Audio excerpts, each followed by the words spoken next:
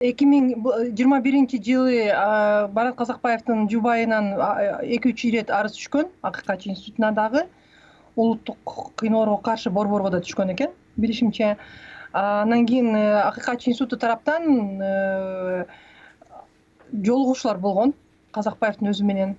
Бир ирет мыйзам мага эч кандай коркутуу болгон жок, тынч кызматташам тергөө менен деп айткан экен. Кийинкисинде башка биздин кызматкерибиз барганда мага психологиялык жактан коркутуулар болуп атат. Буларды мен кыйноо катары баалайм. Анан кийин мага ошол эгерде кандайдыр бир маалымат айтылып ошол бербесем, кандайдыр бир чара көрөбүз деген басым көрсөтүлүп атат деп айткан экен. Ал боюнча УКМКга Акыйкатчы институтунан Жамгырчиева орун басар арыз УКМКга кат жолдогон экен. Ошол кыйноолор болуп аткан деп айтып атат, ошолорго чара көргүлө деп. Бирок кайра кандай чара көрүлгөндүгү жөнүндө жыйынтык маалымат алынган эмес. Улуттук кыйноолорго каршы борборго да кайрылган экен, алардан дагы азыр суроо талап кылдым. Силер кандай чара көргөнсүңөр деп. Анан биз ошолор боюнча ичкиликтүү жүргүзүп атабыз. Акыйкатчы институту кандай чара көрүш керек эле, көрдүбү, толук кандуу көргөн жокпу, баа берем. Анан экинчи өзүнчө атайын жумушчу топ, межведомстволук жумушчу топ түздүк.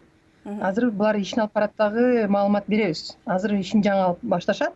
Ал эми азыр жабык жайлардагы абал кандай? Сот ишин күтүп, ошол абакта жаткандардын саны канча, абалы канча, кандай маалыматтар менен бөлүшө аласыз? УКМКнын тегерегин айтсак, 80ге жакын адам бар экен. Кээ бирлери ошол сот процессин күтүп жаткандар бар. Аларга ошол буюрса жумушчу топтун түзгөн жумушчу топтун өкүлдөрү менен чогуу барып жолугуп келебиз. Ар бир менен андан сырткары ошол УКМКнын убактылуу кармоочу жайында жатып чыккан биздин саясатчылардын да бир тобу менен сүйлөшөбүз. Кыйноолор боюнча дагы деле көйгөй бар Кыргызстанда. Бизде Кыргызстанда тилекке каршы кыйноолор боюнча укук коргоо органдарынын кызматкерлерине карата сот чечимдери деги деле жокко эсе да. Бүгүн жогорку кеңеште кыйноолорду алдын алуу борборунун ишмердиги талкууланып жатканда 2019-21 жылдары абак жайларында 151 киши каза болгону тууралуу айтылды. Мындан тышкары көптөгөн кайрылуу каттар жоопсуз калары тууралуу айтылды.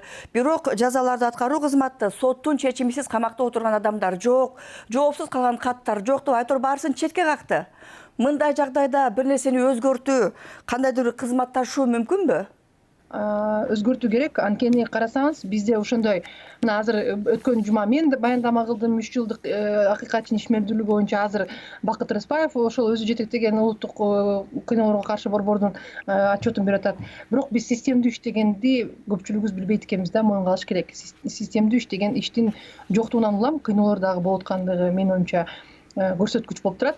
Анткени эгерде ошол кыйноо болуп аткандыгын таап чыккан улуттук кыйноолорго каршы борборубуз башкы прокуратурага мыйзам чегинде ошол арыздарын анан Стамбулдук протоколун бергенден кийин прокуратура иш кылбаса, анда Акыйкатчы институтуна айтып киргиштирип прокуратуранын жоопкерчиликке тартылыш керек да. Адам укугунун бузулушун тапкан учурда биз көңүл буруу актысын жөнөтөбүз. Жөнөткөндө биздин көңүл буруу актыбыз, чара көрүлүү деген актыбыз. Бул кеңеш катары мамлекеттик органдар аткарбай коет. Мына башкы прокуратурада өзүнүн статистикасын берди. Биздин жөнөткөн көңүл буруу актылардын 11% гана аткарылат, десеңер. Сиз жогоруда айтып өтпөдүңүзбү? Кыйноо жасалганды көрсөтүлгөн күндө дагы күч органдарынын жоопко тартылган учурлар болгон эмес деп. Ушундай учурларда Омбудсмен институту өз таасирин туура пайдаланып, өз милдетин так аткарганга аракет кылып жатабы? Буга чейинки болгон иш-аракеттерге буга чейинки акыйкатчылар жооп беришет деп ойлойм. Азыр болсо биз ошол системдүү түрдө сиз айткандай кызматташуунун алкагында адам укуктарын илгерилетүү боюнча аракеттерди көрүп атабыз.